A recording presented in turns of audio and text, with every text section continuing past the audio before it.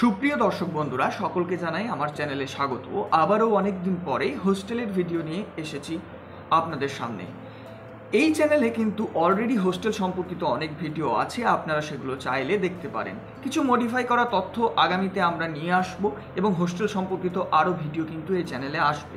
তবে আজকে যে বিষয়টি নিয়ে আলোচনা করতে চলেছি সেটি হলো কলকাতাতে যারা পড়াশোনা সূত্রে থাকবেন ভাবছেন, হোস্টেলের সন্ধান করছেন, তাদের উদ্দেশ্যে বলি যে ওয়াকফ বোর্ডের আন্ডারে কিছু হোস্টেল রয়েছে এবং সেই আবেদন প্রক্রিয়া কখন শুরু হবে, তাই তো?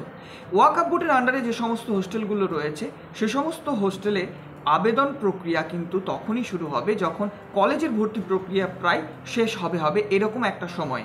তবে আপনারা নিয়মিত খোঁজখবর নিতে পারেন। ওয়াকফ বোর্ডের যে নিজস্ব ওয়েবসাইট আছে সেই ওয়েবসাইটে গিয়ে কিন্তু আপনারা ফর্ম ডাউনলোড করতে পারেন, যদি নোটিশ দিয়ে থাকে সেগুলোও আপনারা দেখতে পারেন। তবে আজকে যেগুলো নিয়ে আলোচনা করব, কলকাতা সহ আরও অন্যান্য জেলাতে কতগুলো হোস্টেল রয়েছে, সিট ক্যাপাসিটি কী রয়েছে, এটা সম্পর্কে আলোচনা করব এবং আগামীতে আরও অন্যান্য হোস্টেল সম্পর্কে আলোচনা করব। আপনাদের যদি কোনো প্রশ্ন থাকে, কোনো জিজ্ঞাসা থাকে, সেগুলো আপনারা করতে পারেন এবং সেই বেসিসে কিন্তু পরবর্তীতে আরও ভিডিও আসবে। তো চলুন এগিয়ে যাই। গুগলে গিয়ে ওয়াকফ বোর্ড ওয়েস্ট বেঙ্গল লিখলে আপনারা এই ওয়েবসাইটটি দেখতে পাবেন। আপনারা স্ক্রিনে অলরেডি দেখতে পাচ্ছেন। এখানে ক্লিক করলেই ওয়েবসাইটটি খুলে যাবে এবং ডান দিকে এই তিনটে যে ডট রয়েছে এখানে ক্লিক করলে ইউজফুল লিঙ্কে ক্লিক করবেন। এখান থেকে আপনারা দেখতে পারেন হোস্টেলে ক্লিক করলে হোস্টেল সম্পর্কে আপনারা দেখতে পাবেন যে হোস্টেলের ফর্ম দিচ্ছে কি না দিচ্ছে। আমি প্রথমে দেখে নিচ্ছি।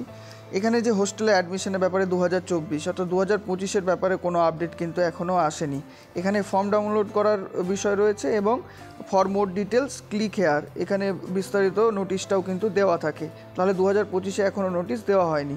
এবার আপনি যদি মনে করেন যে কতগুলো হোস্টেল রয়েছে সে সম্পর্কে আপনি জানবেন এবং কতগুলো সিট ক্যাপাসিটি রয়েছে, তাহলে আবার সেই ইউজফুল লিঙ্কের ওখানে ক্লিক করে ওয়েলফেয়ার স্কিমে ক্লিক করলেই আপনারা একটু নিচের দিকে যদি চলে আসেন তাহলে দেখতে পাবেন যে কলকাতা সহ রাজ্যের বিভিন্ন জেলায় মোট 14টি হোস্টেল রয়েছে এবং তাদের সিট ক্যাপাসিটিগুলোও লেখা রয়েছে এখানে।